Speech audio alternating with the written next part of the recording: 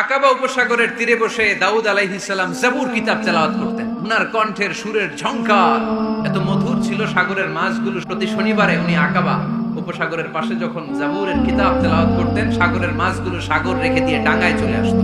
এজন্য আল্লাহ বললেন, খবরদার, শনিবার এই এলাকাতে মাছ শিকার করা আমি হারাম ঘোষণা করলাম। এবার দাউদ আলাইহিস সালামের কওমের লোকেরা কৌশল করা আরম্ভ করে দিল। তারা বলল, আল্লাহ বলছে শনিবারে মাছ ধরা হারাম, খবরদার আমরা মাছ ধরবো না, তবে শনিবার আমরা বেড়া দিয়ে রাখবো। তো মাছগুলো যখন তেলাওয়াত করতে আসতো, এরা জাল দিয়ে বেরি দিয়ে রাখতো চারদিকে। শনিবারে ধরতো না, কারণ হারাম। বেরি দিয়ে রাখতো, রবিবারে যে ধরতো। আল্লাহ কি এটা বুঝাইছে? আল্লাহ বুঝাইছে শনিবারে যত মাছগুলো এসেছে এগুলো ধরা যাবে না। এগুলো যখন আবার সাগরের প্রবাহে ভেসে চলে যাবে, তোমরা আবার নৌকা নিয়ে মাছ শিকার করতে পারবে, ঠিক কিনা? ওরা কৌশল করে জাল দিয়ে রবিবারে যেয়ে ধরতো। আল্লাহ বললেন, আমার সাথে কৌশল করেছিস, তোদের উপর আমার লানাত, তোরা অভিশপ্ত বানর হয়ে যা। মুহূর্তে পুরো জাতিটাকে বানরে রূপান্তরিত করে দিল কে?